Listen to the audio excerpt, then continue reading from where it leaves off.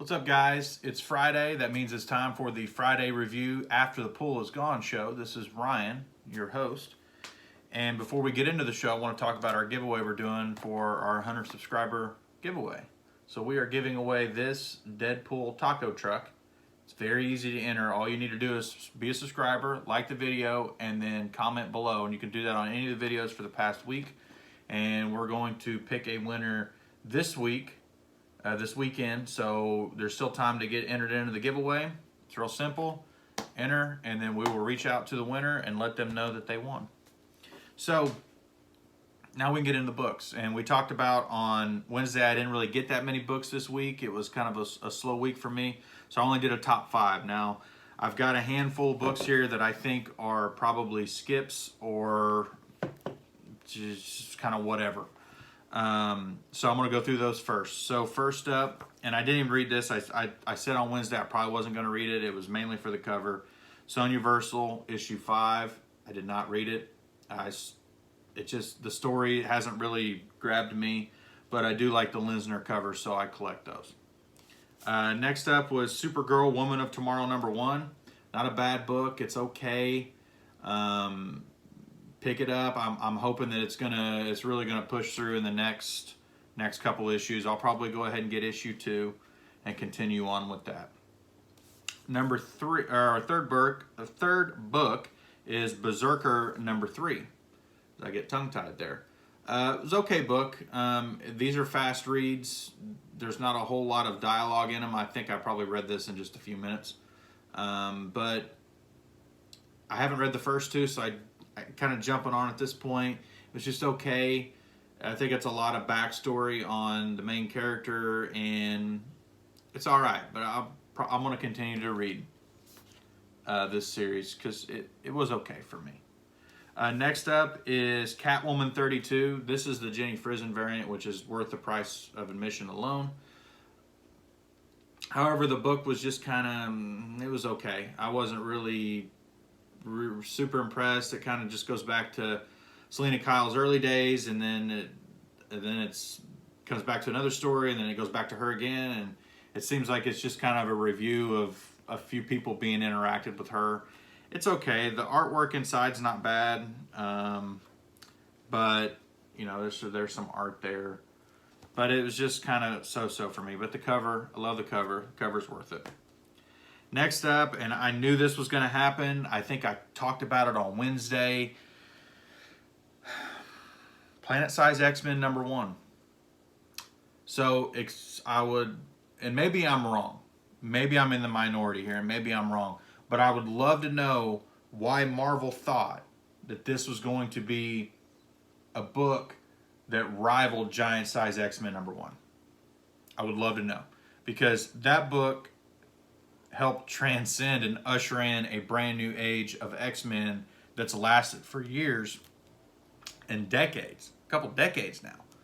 This book, I don't see that happening.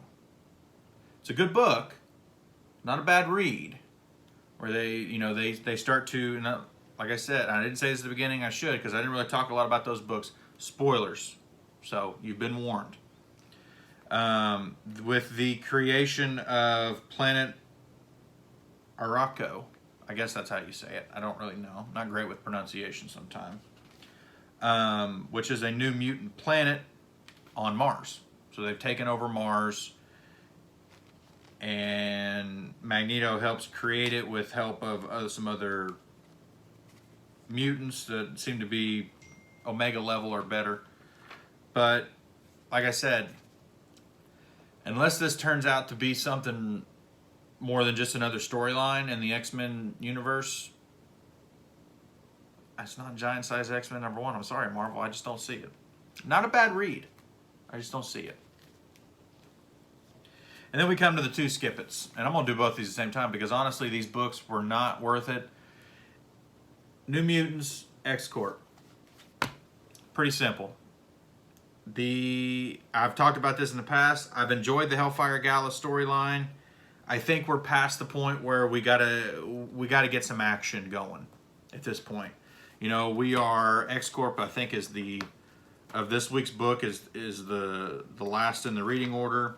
We're 1, 2, 3, 4, 5, 6, 7, 8, 9 books in. This is the 9th book of 10, 11, 12, 13, 14. 9 of 14. We're over halfway in. And I still feel like we're in the first act where everyone just wants to talk. I didn't even make it all the way through these books. I got about halfway through both of them and I gave up. And maybe that was me messing up. But, you know, it's got to come to a point we got to get some action in here. We got to. And it's been a lot of talk and a lot of talk and a lot of talk. Planet Sized XMen at least had a little bit of action in it. This really didn't. So I'm disappointed this week in the Hellfire Gala story. I'm hoping that it's going to kick off next week. I mean, we've only got 2 weeks left. We've got 2 weeks left. Next week we got Wolverine 13, Sword 6, Way of X 3. Okay? And we got X Factor 10 and Cable 11 in the final 2. Or the final week. So I'm hoping that it takes off. Sword's involved because in Planet Sized XMen, like I said, the spoilers, the Sanctuary, or not Sanctuary. It's not called the Sanctuary. I'm confused with something else. Hang on. Let me get back to it.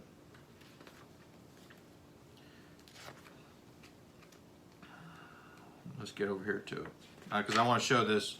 I want to show this panel anyways. He calls it Sword Station 2. So,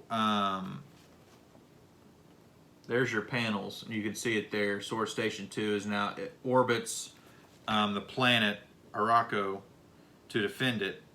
It actually comes out of Jamie, which I don't remember his mutant name. But, you know, it's okay. At least there was some action in that one. X-Corp, New Mutants, didn't like them.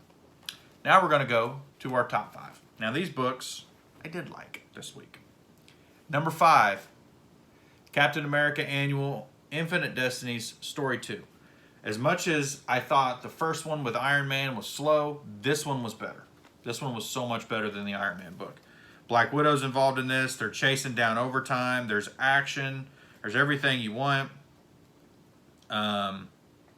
Black Widow and Cap working together to try to take him down. It gives backstory of the Infinity Stones from the Infinity War storyline with Adam Warlock, how he bound them to actual people this time. And even the Infinite Fury Part 2, that was a good storyline, or that's a good continuation of the story. So what we see here is we have the Infinity Stone. So we've got 3 that have been talked about. The Reality is attached to Star. The Time Stone is attached to Overtime, which we find out in this book, and then the Power Stone is with Quantum, what we found out in the Iron Man annual book. So this book was definitely a lot better than the Iron Man annual one, and enjoyed it. And we'll get the next story in Black Cat annual number 1.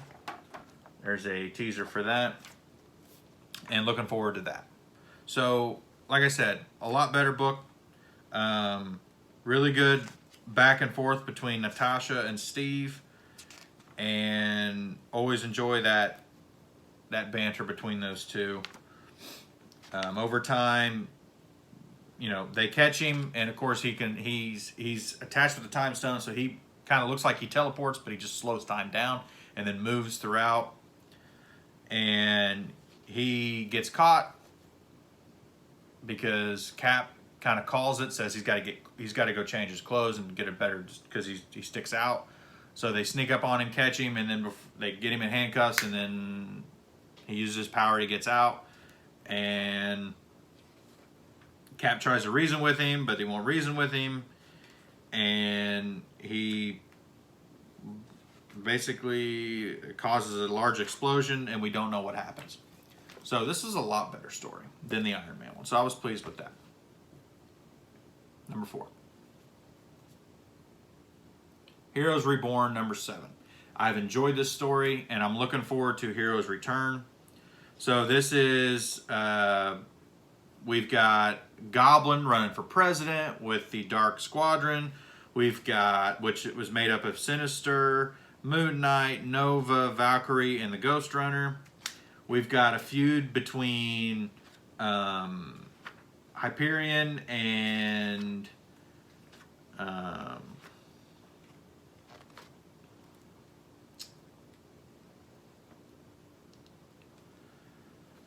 I'm having trouble remembering names for some reason.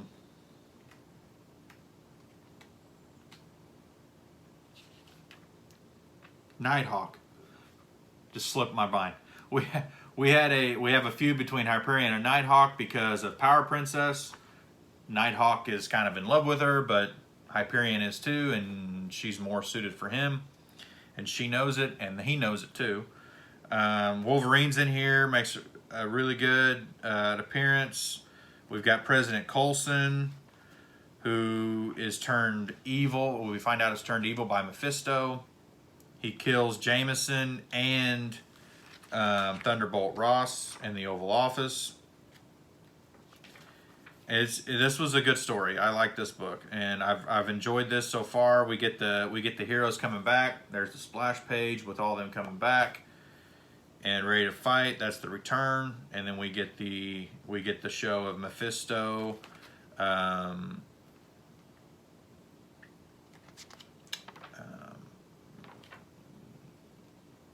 Telling Coulson what to do.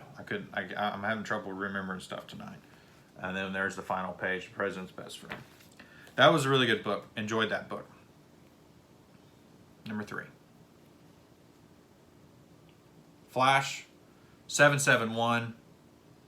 This was great for me. Like I said this on Wednesday, this was a jumping back onto this book. So I'm coming into this party a little late, but this was a really good book. So Wally's going through time, and he keeps the Speed Force is causing him to go into different speedsters through time. So at the beginning, he is Reverse Flash, and he has killed Superman, but not really. And as he's trying to get into the Legion of Doom, Lex Luthor doesn't really want to let him in, and it kind of goes on from there. But all in all, I like this book. I really did. This was a good, like I said, this was a jumping on point for me. So he goes through a couple different speedsters, and then he goes into the future and meets his grown-up daughter as he turns into his grown-up son and meets his grown-up daughter. And they have a nice little conversation. She tells him that those two have become heroes. He doesn't like it, but it is what it is. And it's kind of funny because it's kind of come full circle because he had told her stories through this time period and up into this point, and then she knew about it. So it was a little bit of time paradox going on there, which was kind of cool. And so back on the normal side, they figure out that they need to make as Barry's drinking coffee and he almost throws up. Then he realizes, oh crap, we kind of need to make the Speed Force throw up, right? So that's how they that's how they figure it out, which Wally's daughter already knew because he had told her. So it's kind of cool. So, and it ends, this is the final page, as Wally's still kind of going through time. Not really sure what's going to happen here. But this is a good book. I enjoyed this book. That was my number 3 pick for this week. Number 2. Fantastic Four 33. Phenomenal book. Again, another jumping on point for me, as I haven't been reading Fantastic Four. I've been missing The First Family. It was one of my favorite books. Even growing up as a kid, this was always one of my favorites. That Spider-Man. And we get to see the wedding of Victor Von Doom and Victorious. And the Fantastic Four are invited. And Reed is the best man of all things, which is a little weird, but still pretty good. and they don't want to go. But Reed convinces them, hey, we need to go because according to Latvian tradition, and he says it here, we need to look at the bigger picture here. Victor has promised as part of Latvian tradition to forgive everyone who attends for all their past transgressions. A clean slate with Dr. Doom, it's too good of an opportunity to pass up. And then they are like, yeah, because we've done this, and we've done this, we've done this, done this, done this. Yeah, that'd probably be a good idea. So, but the whole time, can't be that easy with Doom, right? And it's not. He had plans the whole time, and they were thwarted by Reed because he was spying on Reed and Sue. And Reed says here, Sue says, still can't get over the idea of Victor Von Doom choosing you as his best man. He says, I guess when you're short on friends, an enemy will do. But hopefully after tomorrow we'll be former enemies. She says, here's hoping. But still, Dr. Doom's wedding ring, which Reed and Sue had just been given to hold, as obviously he's the best man. She said, that's too good of an opportunity to pass up. We should put a bug or something in it, right? Reed says, I don't think so. This entire trip needs to be one of good faith. He's placing a great deal of trust in us, I say. Now, Doom had planted his own bug or a camera in the ring, and as they were looking at it, and as he's watching them, Reed says, let's do our best to be worthy of it. She says, all right, dear, I just hope Victor holds up his end. So then it flashes to Doom in his hall. Foolish woman, that you would ever doubt the word of Doom. Just love the way he talks in himself in third person sometimes. He says, weaponers, tools down, terminate your projects, destroy my designs, and dismantle whatever devices you are working on. We will no longer be constructing ways to destroy the Fantastic Four. So Reed holds up his end of the bargain, and Doom had it all planned out anyways that he was still going to do Doom things, right? So Reed holds up his end of the bargain, flips the script, and Doom's like, he wins again. Inadvertently wins again this time. Because he expected the Fantastic Four to take him out. That's the way I look. It doesn't say it in here, but that's the way I look at it. Doom was ready because he thought that this was a way to take them out, and they were going to come prepared. And when they didn't, and Reed showed that, hey, I was here in good faith, Doom's like, well, if it's in good faith, I can't do it. Because we know it's got to be done. With Doom, it's got to be done the right way. So flash forward to the second side of it, and we learn, which we've already known, but that Victorious and Johnny had an affair, and she owns up to it during the ceremony, which of course makes Doom go nuts. But the best part of it all, and this, I laughed out loud on this, and she says, Victor, there must be no secrets between us. It is my duty to tell you I've entangled myself with one of your greatest enemies. I have been intimate with Johnny Storm. And the next panel is her with her head down like this. She's crying. The preacher or pastor, the ones doing the ceremony, he's got this, like he's screaming. Black Panther's got this stunned look on his face, but the best is Namor. And Namor is right there, and he is just cracking up laughing. And that right there just made me laugh. Just because it's like it's almost like he knew. And of course then you get Doom and the Fantastic Four know bad things are about to happen, and of course Doom goes nuts and blows up the whole deal. They start to fight and he freezes them. They can't move, and now he's summoned his bots to end it. And that's where we leave it off at. Great book. I would have put it at number 1, but I think we all knew, if you watch my Wednesday video, I talk about this, probably was going to be my number 1. No doubt, number 1, Legends of the Dark Knight, number 2. Great book, Batman and Joker, and they're stuck together on a garbage trash barge. Just going back and forth. And Joker, in, of course, his fashion, and I don't know about everybody else out there, but when I read the Joker, in my head, I hear Mark Hamill doing the Joker voice. That's how, and I hear Kevin Conroy as Batman. when I read those are the voices I hear in my head. And I know that sounds weird, but those are the voices I hear as I'm reading this, seeing this stuff come off the page. And I love the animated series. It's number one for me. I'd go animated series, I'd go Spider-Man animated series, and I'd go X-Men. And we were so lucky to have those three going on at the same time. I mean, it was just, to this day I still watch them. I'll still queue up a couple episodes and watch them just because it's that good, you know.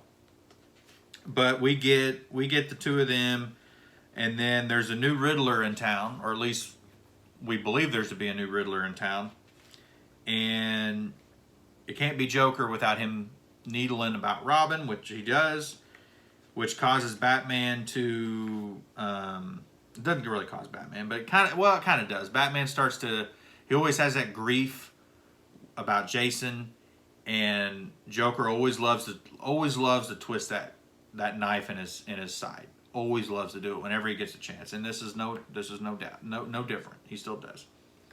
So Batman goes through. He gets led to this casino, a paradox, as the riddle that was given to him. Where does he put it? Riddle me this, words that still make my stomach clench when I read them, because now that lives are in danger the moment the message appears before my eyes. And even Batman says that this doesn't sound like the Riddler. He goes, he puts too much, Edward puts way too much into this stuff, and this is too simple. And then he starts talking about, of course, Batman, you know, he's been poisoned, so he's taken a little bit of the antitoxin, but he's still not in the best of health. But as Batman does, he pushes through it, and he gets to Paradox Studio entrance. Let me see, a Superman, son of Kal-El, advertisement. And he gets there, and there is basically a setup for him. A cage is dropped on him. He falls into a cage from the floor. He comes to, realizes that the bars are electrified, starts screaming, "Show yourself," because he believes it to be the Riddler, but yet he doesn't, because he recognizes the voice isn't quite the Riddler. So what ends up being is Quiz. And there she is on the last page. So we've got a new villain in town, and she says, "My name's Quiz, and I got a question for you, Batman. How far would you go? What would you risk to save someone you love?" So we've got a new Riddler on the scene, and Batman has been trapped by her, and now we're gonna have to see where it goes from there. And the first two issues of this book have been phenomenal. And I'm really happy about that, because I enjoy the regular Batman book, and I've been enjoying Detective Comics, but it always seemed like for me, the main Batman book and the detective book are great. But it always seemed like to me that these little side books that DC did, like the Legends of the Dark Knight, Batman and the Outsiders, those books just were always just a little bit better. I don't know why that is, but for me, they always just seemed a little bit better. Batman Adventures. We've got a Batman Adventures Season 2 going on right now. We should be getting I think we just did issue 1, right? So we should be getting issue 2 here in the next couple weeks. It just always seemed like those books were just a little bit better for me. Don't get me wrong, I love the regular Batman series. I love the Detective Comics, but it's just, these were just always a little bit better. And this one has lived up to it so far, and I hope that it continues. So that's it for tonight. Happy Friday, everybody. We made it through this week. This was a rough week. It was a long week for me. But we made it through. We got through it. We did it. Now we got to take a little rest, enjoy some time, relaxing on the weekend. Probably do a Saturday video this week. I got Maybe do a review on Loki, episode 2 with Crystal. I don't know. We may do something. May do something different. Don't know yet. But I got a whole bunch of stuff up here I got to show you. On a whole bunch of stuff down here too I got to show you. So that's what I keep looking at. And then of course Sunday will be the Sunday preview show. We'll talk about next week's books. I have got a whole bunch. We got a thick stack coming out next week. I mean a thick stack. I think I'm up, just looking at it, I believe I'm up over 20 books. So that's a lot of reading for me, and this was a very light week. If I would have known, I probably could have shortened this week by a couple books, honestly. At least 2 books I could think of. But all in all, these 5 really kind of did it. These 5 were good for me, and this kind of made it worth the reading this week were these 5. So like I said, we'll recap real quick. I had Captain America Annual at number 5. We had Heroes Reborn number 7 at 4. Flash 771 at 3. Fantastic Four 33 at number 2. And number 1 was Legends of the Dark Knight, issue number 2.